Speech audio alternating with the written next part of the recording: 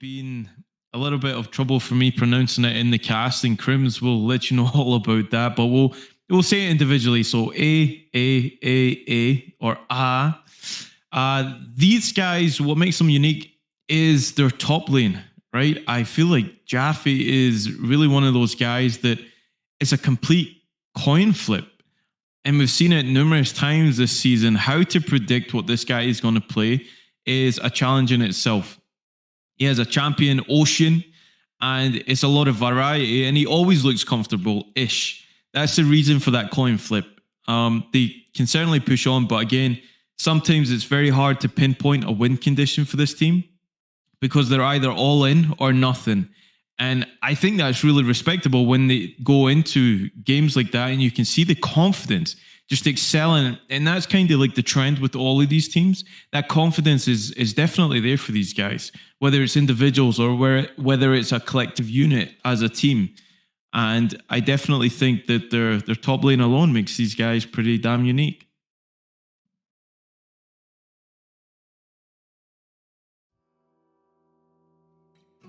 Hello, everybody, and we are back with Game 2 of AAA versus In the Trees. After an explosive Game 1, AAA looked to put themselves up to 2-0 in this series, and INT aimed to tie it up.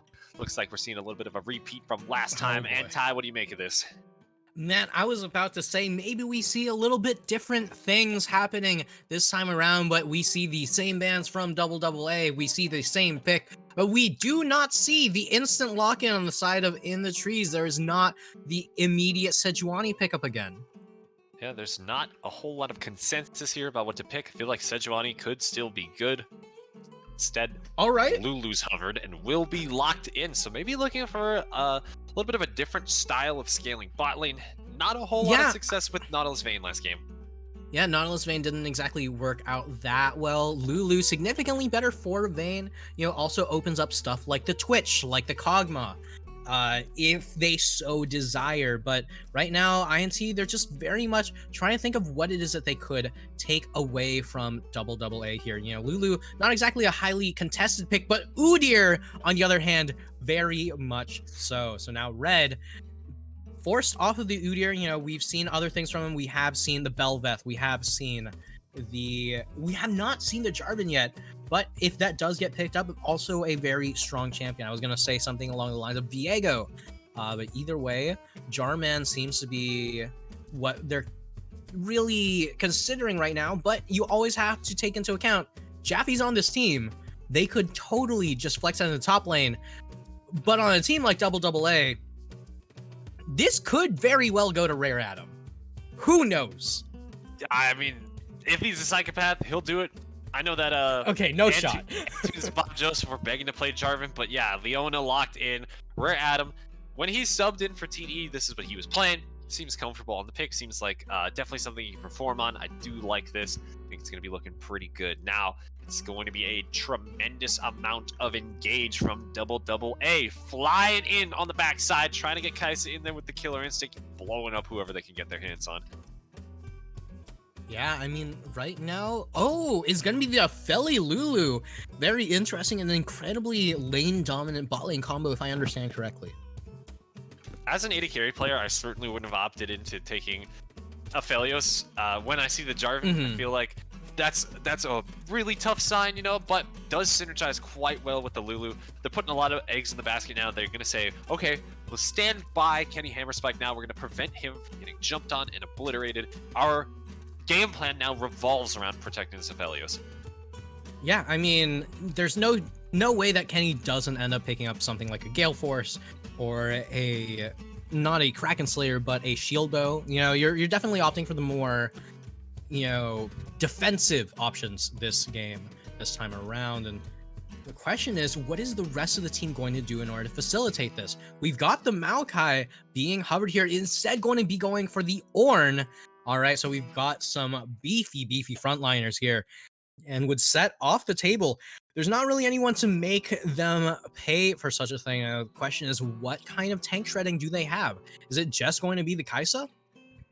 Well, you do have Jaffe's pick still on the table, too. I feel like Ornn is one of those matchups where if you have the right character, you can just run rampant and make him just so sad to exist in top lane. Aatrox is one of the characters that can fully make that a reality, and we also have a Katarina as well, the namesake character for the AA mid laner. It's hovered. If they're not locking it in, I think they're trolling. This has got to be it. This has got to be the draft, and it looks fearsome coming in from AA.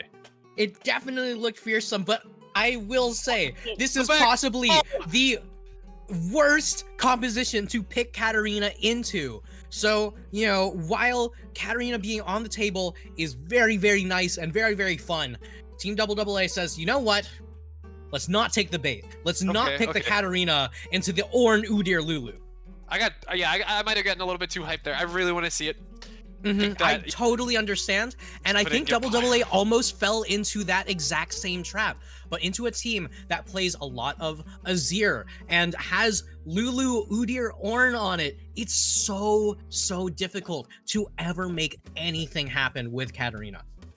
Yeah, and I thought that the Vex looked really great last time too. Got some team fight resets. It's fantastic versus Azir. You deny him from getting the shuffle in. You can't do it very smoothly thanks to the fear. So, you know, could be looking good. I think that AA, their comp looks great. They win in the side lane. They have the counter pick matchup in top. They have fantastic team fighting too. And Industries really succeeds in this front to back, but look at the dive that AA has available. It's going to be much harder to navigate than it looks like at first glance. I cannot wait to see how this game plays out. So let's start getting on to Summoner's Rift and see what we will be seeing today. Yeah, I mean, only time will tell exactly how it is that all of these games will really work out. That being said, right, AA, you know, would have a very difficult time playing front to back into INT. INT are one of the best front to back teams in the league. You know, they have spent so long playing with each other, playing together, that they just know exactly what it is that they need in order to make sure every single member can succeed. So AA decided, you know what, let's just not do that, right? You know, let's pick a dive mid laner, a dive jungler, you know, an aggro tank top laner who can also dive, a dive support. why not? Let's just pick a dive AD carry as well. You know, we got the Kaisa in there. Literally everyone is taking that bat signal straight to the back line. And Kenny Hammerspike needs to find some way how to survive. Evolved Noob does have, you know, the ultimate in order to keep himself alive for a little bit longer. But Kenny's alone in this. Yeah. He's got his trusty Lulu, he who slops at his side, but will be tough to make it through the onslaught in one piece. Now that the junglers are starting out their routes, we can see that they're on the red buffs respectively. Fan level 1 means that there's been no real action, but yeah, like you said, it's a tall order for INT. They have this tremendous team fighting composition. This is Zero Aphelios that we're seeing in Pro right now.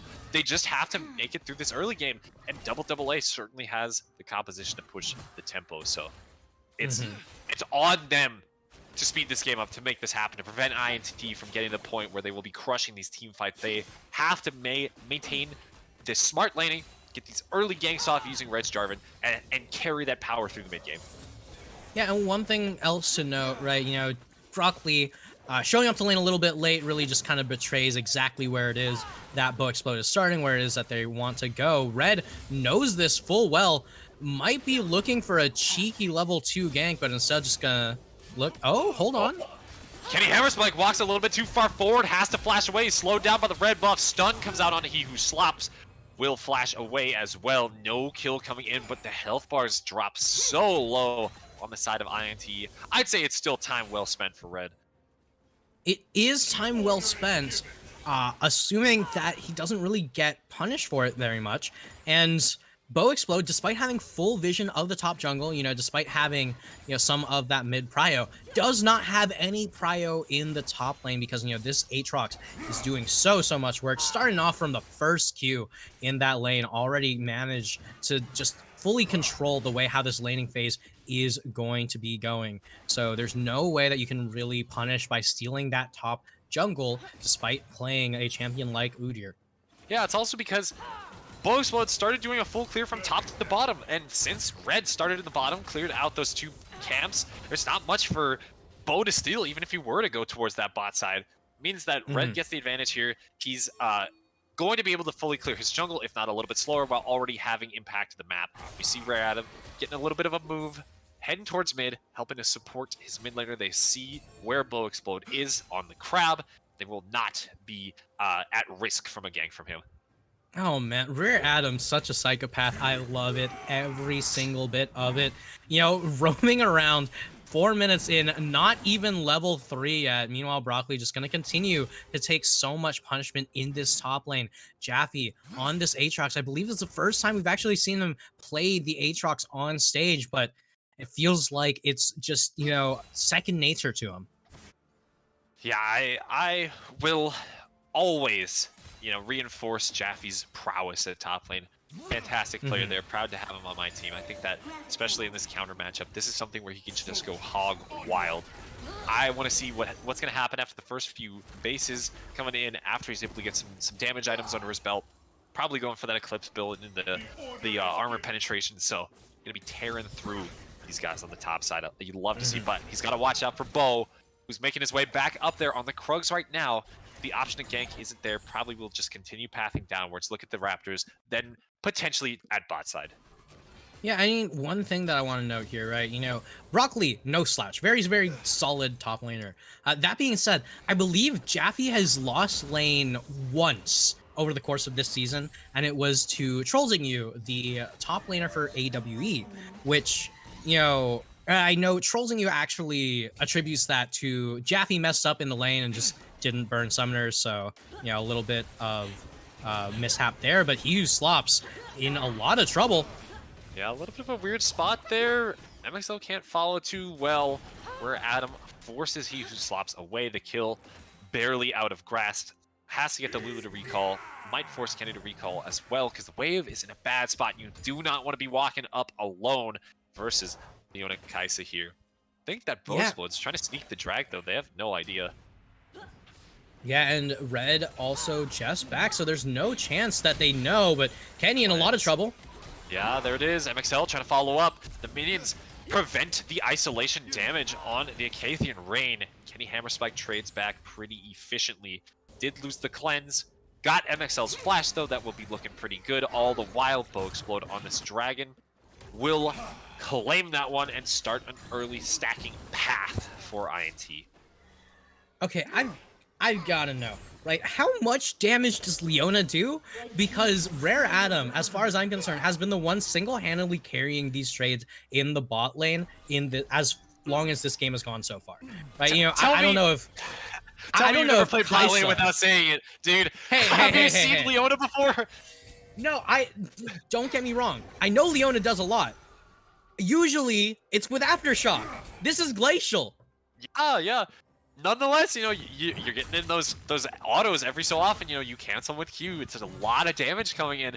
All of your spells do just, you know, a regular amount of damage, and if you're able to land all that alongside maybe just one auto attack to get the sunlight proc from your passive, from your AD carry, you're in such great shape. It's one of the reasons why Leona is such a valued support. Is not only do you bring the CC to the table, but you're also just packing that damage. Yeah, I mean, it's absolutely insane, but the one thing that really stands out to me at the same time, Rare Adam's taking like negative damage on the back end of this. Every single time that I play Leona in bot lane with the Glacial, I've always been like, man, I just really miss being completely and totally untouchable on Aftershock. But it feels like Rare Adam's found some kind of secret to take two keystones at the same time, because man is dealing a lot of damage, keeping up all the slows, and taking nothing in return. Yeah, he's using Game Shark or something, I swear. Cheating straight up. But yeah, this wave's getting pushed to the bot side here. Kenny Hammerspike wants to crash, so we can probably get some base off here, get something else to do. Red sees the opportunity, will be moving down towards the bot side if INT's bot lane decides to stick around. We also have Bow Explode pathing down too. Maybe expecting Red's movement, so could be a little bit of a scuffle coming up. They're just clearing some vision though. Nothing too exciting yet. Yeah, I mean, only time will tell. Rare Adam still in the middle of the enemy jungle. Bow Explode right around the corner. Still does not care, just looking to do as much as he can, just annoying everyone on the map, regardless of what it is that they're trying to get done. And Bow Explode just wants this blue buff. Yeah, they see the opportunity. They want to get in there and do it. Red needs to go over the wall right about now, though, or else it's going to get smote away. Bow Explode doesn't have it, though. Will be locked down. Cataclysm goes out, finds two. Katarina flies in with the Shadow Surge. Drops pretty low, though. Look at all those chakras from Kenny Hammerspike. Oh my god. It's blocked a little bit too far. Flashes over. Chakram's still spinning. He finishes off Rare Adam, but at the cost of his own life. And Evolved Noob has finally joined the fight. MXL and Red trying to finish off He Who Slaps, but look at that, the flash, the Emperor's Divide, the damage just isn't there, and MXL goes down before they can finish off He Who Slaps. Red takes the Demacian Standard out of the way. He will escape the last one of that 4 stack from AAA down there. Yeah, that was so unfortunate for the side of AAA. It was looking so good. And, you know, especially unfortunate for Evolved Noob, who had sacked a wave, had come all the way down in bot lane, commits the ultimate, and doesn't actually manage to get the kill here. Meanwhile, Broccoli in a lot of trouble. Look at Sky, the follow over the wall, roots him out. Calling in the Ornhorn will eat some change to the face and gets knocked back. Jaffe's got one knockup. He's got not another one, but there's the third one. 300 gold thanks to Rare Adam. Jaffe has it on lock. They're able to crash this wave and make Brock just cry. Yeah, I mean, this Ornn has only 1 death, but is already down 20 CS. You know, you expect to find yourself a little bit behind in some of these tank matchups into Aatrox, but man, does it never feel good. Absolutely, and it's only going to get harder after Eclipse is finished. The further Aatrox gets along in its build, the harder and harder it will be for Brock to match in the side lane here. Could potentially be game losing too, if they will never be able to answer Jaffe. He's just going to run rampant. They'll have to commit multiple members to stopping him, and that leads AAA to make these crazy plays like we're seeing on bot side, where they just go deep into the enemy jungle. They know that they can't be contested. It's only going to get worse as the game progresses. Yeah, I mean, right now you just have to think to yourself, all right, so what is each team's win condition, right? On the side of AAA, it seems like they are already playing their win condition, right? You know, just make stuff happen.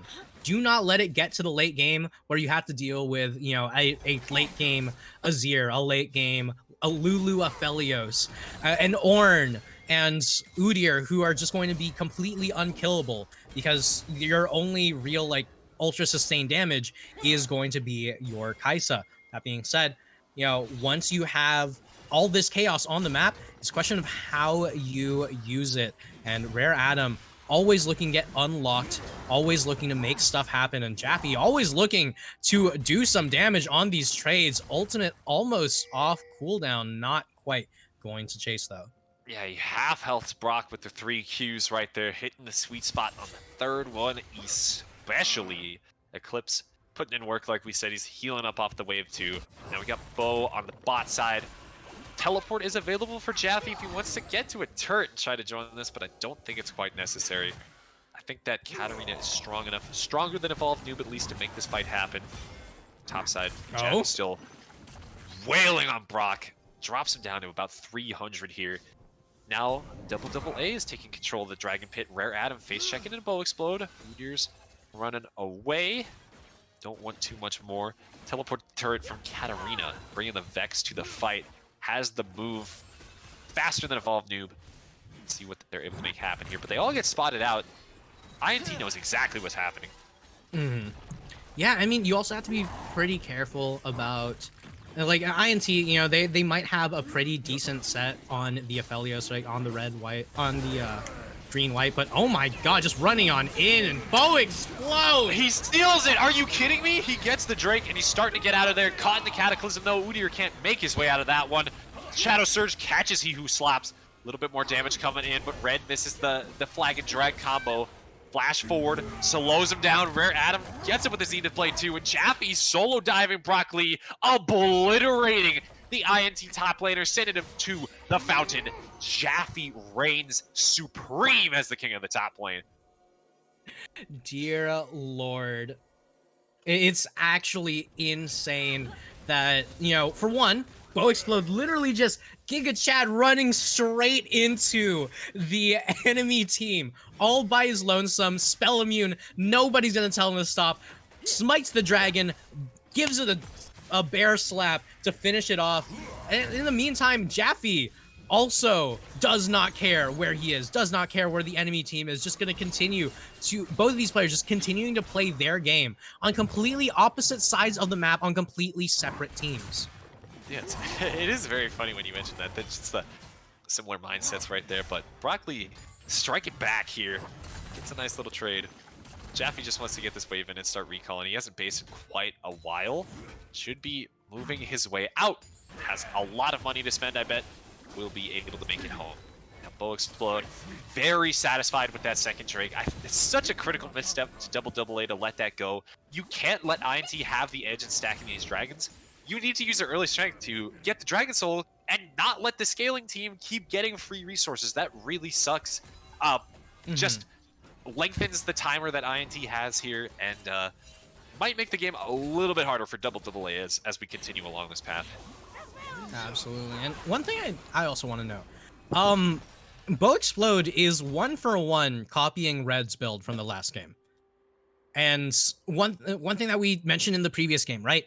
Red has a very, very, flexible way how he likes to build based off of how far ahead or behind he is. Now, Bow Explode has stolen the build that Red chose from when Red was super far ahead. I think this is a very much a win more build, not a this is what you build in every situation in order to win build. So it's a question as to how tanky is Bow Explode actually going to end up being come these mid-game fights. Sure, he's going to be doing a lot of damage, but you're going to get popped when you're running into, the Leona, the Aatrox, the Kai'Sa plus Vex combos. It's absolutely going to be, like, literally everyone minus the tank Jarvan, right? Yeah. It's so terrifying as the Udyr here, and right now, it's just, you can really only watch. Shelly called in, doing a number on the turret. Will be dropping pretty low as Evolved Noob tries to command his soldiers to hold the line.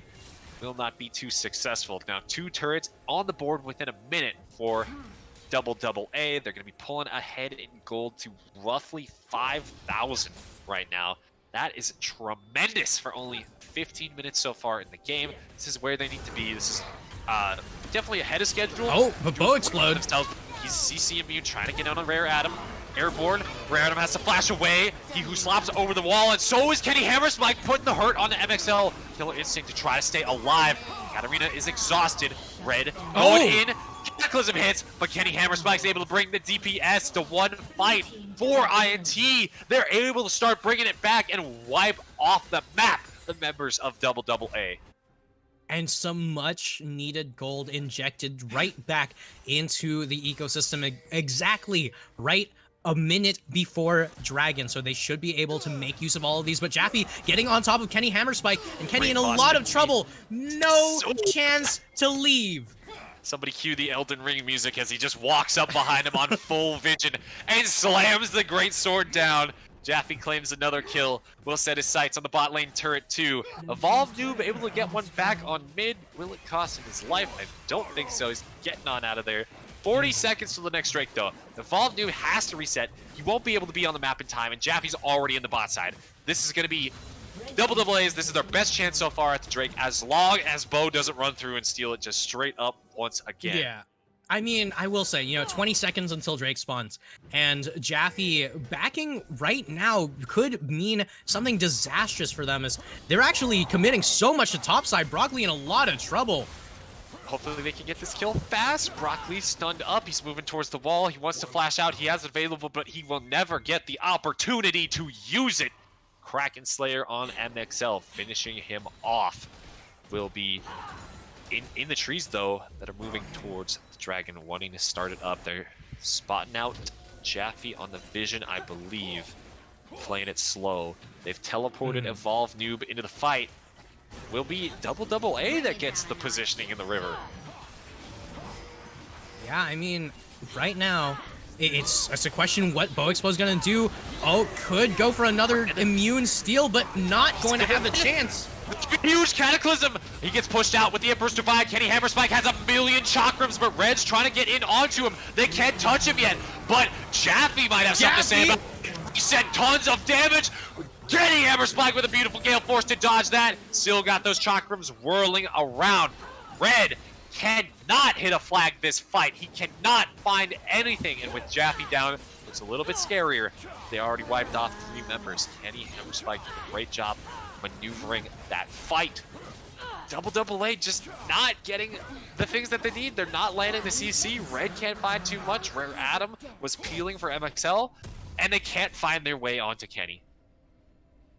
Yeah, I mean, they're never able to touch Kenny, but the thing is, even if Kenny's not able, even if Kenny doesn't die, as long as Kenny's out of the fight, as long as Kenny can't rejoin, that's exactly what it is that AAA need, and Jaffe played that perfectly, right? Yes, Kenny was able to nab the shutdown. Yes, Kenny was able to output so much damage, but Jaffe getting into that back line, just occupying Evolve Noob, occupying Kenny Hammerspike, occupying He Who Slopped, making sure that while on one side, it might be a 1v3. On the other side, it's a 4v2.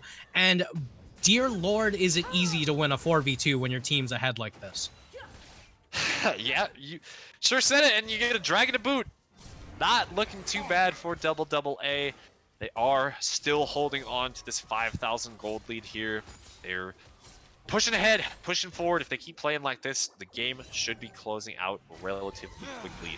Baron spawning in 10 seconds means that it could be on the board if INT loses another fight. They are focusing their resources on the bot side here, and INT's right matching them pound for pound. They've got an extra member too. Doesn't seem like AAA is going to push any further forward. Yeah. One thing I also want to note here, which is kind of interesting. So MXL, this game around, on the Kaisa, once again, is opting for a Kraken Slayer into Wit's End. Last time around, we saw a crit build coming out from the Kaisa, and I know there's a lot of Kaisa builds out there, and a lot of them are under contention. And from what I understand, a lot of them do very similar amounts of damage. So what exactly do these builds mean in this context? So RLS's Escape is a huge fan of this build too, and taking Ghost kind of signifies that MXL already wanted to work with this kind of build. Oh, which means you're very maneuverable in the fights. You have the movement speed, and you're very survivable through the little extra bits of magic damage that get thrown around, whether or not whether it's Evolve Noob's Q, you know, the Ornn ult, Bow Explode Storm, right? You have that extra little bit of survivability and the maneuverability to play at the edge of the fight. The next item is going to be either Rage Blade or Blade of the Ruin King. You build this on-hit style. You have tempo, so you get that little bit of extra range, and you focus on maximizing your damage output in conjunction with Supercharge your E. You turn into like this hypermobile DPS machine. You're like Vayne, but not really. A little bit of a extra spice there. It's one extra way to play Kai'Sa. Like I said, I know Escape really loves this. I like Crit Kai'Sa a little bit better, but it's definitely a solid build for this game. Yeah, I mean, I know that there's been a lot of contention from, not only in FOF, but also like a lot of high elo players have been building a bunch of different ways on Kai'Sa. Honestly, I think she's in such a good spot right now. I think that's a very healthy design when you have a lot of options for champions that aren't super over-centralizing. Like, it's not like, oh yeah, well, we pick Kai'Sa, we just win now. That being said, as far as AA is concerned, that might be how they're viewing this champion, because they've first picked it blue side twice now.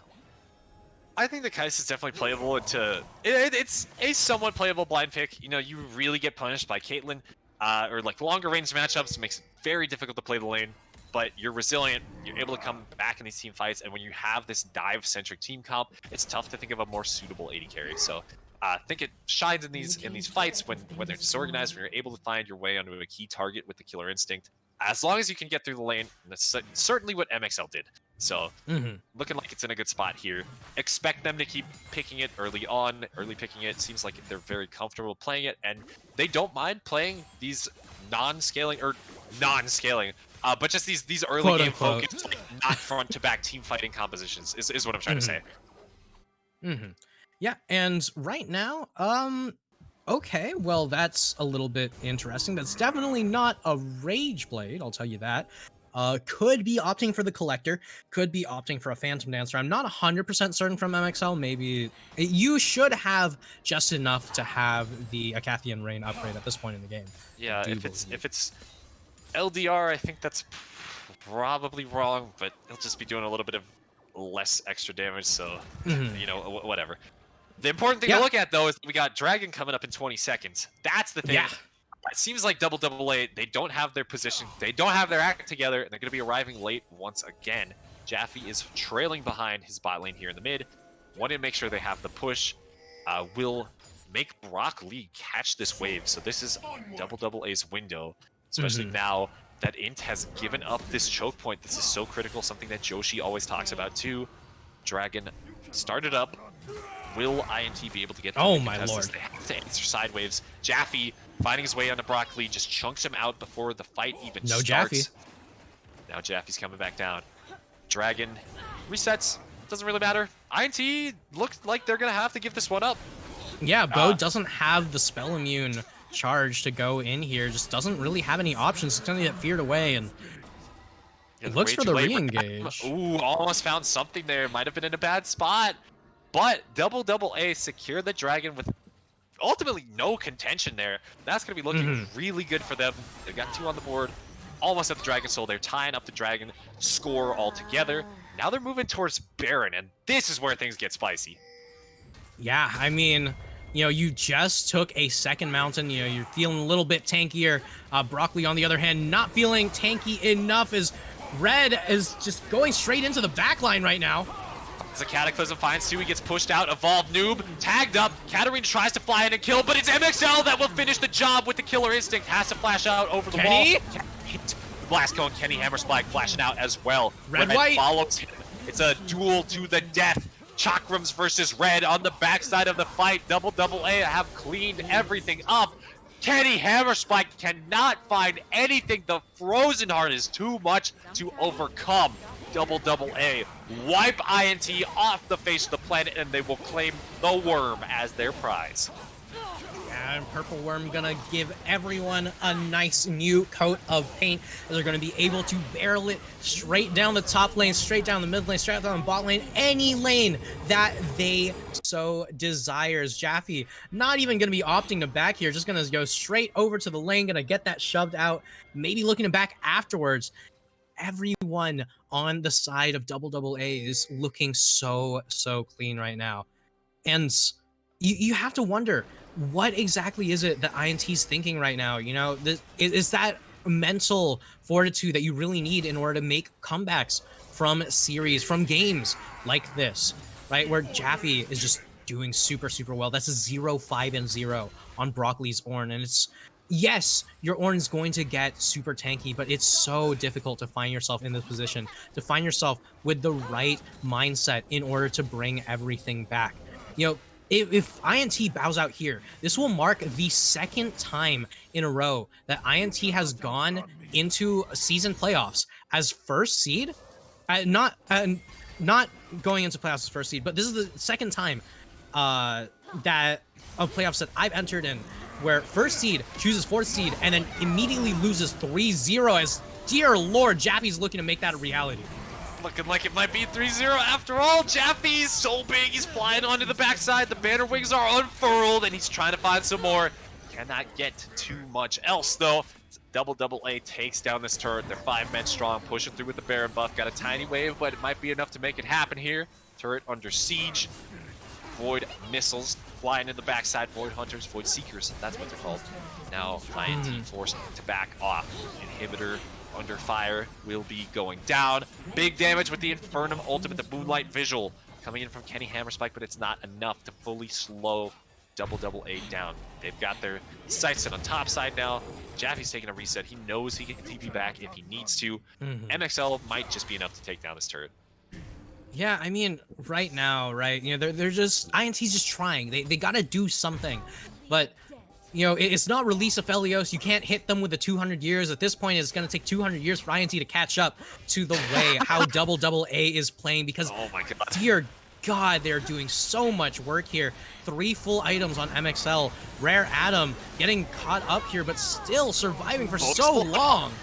Down, the Candy Rain finds him. MXL claims the kill right there, taking down the jungler from INT, but Rare Adam will trade their life for that play. Jaffe's not there. He's pushing the bot side. It's a 3v4. But the problem is INT have no real agency. They need to be blowing this Ornn horn to make this fight happen. I think this is their chance. They have to take it. Broccoli, he's just standing there. He's stalled. He's the looking turret's for going it. down. It's a 4v3. You have to take it right now. There it is. Oh! Coming in, the Ram finds its marks. Red dives in, tries to buy some time. Jaffe's TPing in. It's going to be a little bit late. MXL survives, slowed down by the Gravitum. INT disengages. They don't want to face down this Aatrox. I like what Broccoli tried to do there, but it seemed like it needed to come just a little bit sooner. The minions are now on your Nexus turrets, and they're knocking on the bot lane turret as well. Things are just in shambles for INT. They cannot find a fight. Yeah, and that's 7 towers to 2. And, you know, I don't know if you were watching Worlds earlier, but, you know, T1 managed to make a comeback from this. But right now, INT have to play like they're a team like T1, right? And we just haven't seen that kind of potential just yet. Right now, you know, you're sitting on 1-6-8 on the Udyr, 0-5-1 on the Ornn in the top lane, right? You know, finally managing to pick up a little bit of that kill participation, but Broccoli just been having a rough game. Jaffe's just so strong on this Aatrox. It's so tough, yeah, I agree. I think that ultimately, INT's draft has one real way to start a fight that doesn't involve Noob just killing himself for a Shurima shuffle. They have no tools to start anything. They're playing fully disengaged, and it's not working for them. Something needs to change here. He Who Slaps needs to be an engaged support, needs to match Rare Adam, or we need to see a different kind of jungler coming out. I like the Sejuani from last game. I think that the draft from last game could have worked if you also banned Gangplank, though. You know, you can't let Jaffe have that. It seems like INT needs the go button that Sejuani brings, that Bow Exploder is able to bring to the table, and just sprinting up to people is not cutting it right now. Yeah, I mean, it's a real big question, right? Because there's so many things you have to take away. They've been taking away the Fiora from Jaffe. They've been taking away the Katarina from you know, their namesake player, right? And it's just, no matter what happens, there's so many threats from the side of AA that you have to take into account. Like, which one of these are you gonna drop to take the Udyr away from Red? Red, even off of the Udyr, seems incredibly potent. think he's definitely had some shortcomings this game, but he's definitely doing a great job. Nice Cataclysm so far. Red's been making it work. Been doing just fine here as the jungler for AA. Yeah, I don't know. I think that AA, they're playing a lot slower than they have to. They want to try to get these waves synced up. It seems like Jaffe's been alone by himself for a while, just holding pressure in bot side. They're able to answer him, able to clear this out. Baron's not going to be up for another 30 seconds here, 20 seconds. So as long as Jaffe's down there, it buys them time to start that up again. I feel like they could have maybe started a siege on top side, though, while they were waiting. Played probably slower than they had to. Yeah, I mean, meanwhile, right now, they're still continually playing it, like you said, slower than they had to. Oh my lord, AA on the other hand, just continuing to pick up everything that they can. CC immune bow explode, not gonna get close enough. It's way too early. That's gonna be doing nothing for you, man. MXL's legendary. Gonna be feeling super great. 9-2 on the Kaisa. 700 gold bounty on the head. Jaffe is starting his one-man demolition spree. Finds himself in a 1v5. Will opt out of it, though. Rest of his team now joining him. Bow explode. 30 seconds on the respawn timer right there. INT. This could be it for him in this second game right here. Game 2 of the semifinals. If they lose this and the next one, it's all over for them. They have to hold strong here, have to keep the dream alive, or else things will be looking grim. Yeah, things have been looking grim for a bit, and now with... Oh, Evolved New getting a little too close. Yeah, that gets tons of damage put in onto him. MXL chases him down with the Killer Instinct to secure the kill. Jaffe zoning everybody out all by himself, and now you got count them, 3 cannon minions shooting down these turrets here. The full might of AA about to bear down onto INT's base. This is their last stand. This is all they can do. Jaffe finding some more damage. Hornhorn called in. Cataclysm goes live. It doesn't even matter. MXL finds the damage that he needs. Double kill for the AA AD carry. The Nexus is falling. Kenny goes down for one more for the road. Triple kill for MXL and game 2 in the pockets of AA. Oh my lord, what is it with first seeds losing to fourth seeds? We didn't see it last season, right? Because the only team to not have that happen to them has been Yubi, if I understand correctly.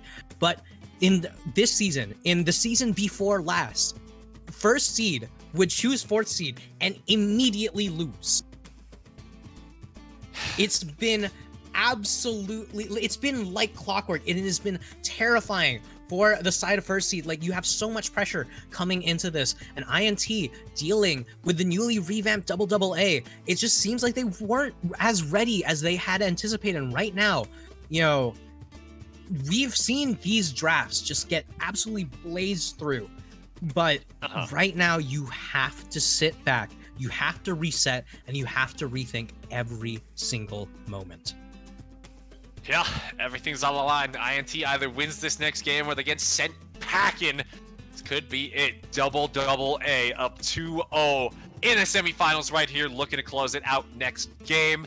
Don't go anywhere, dear viewers. We will be right back for game 3.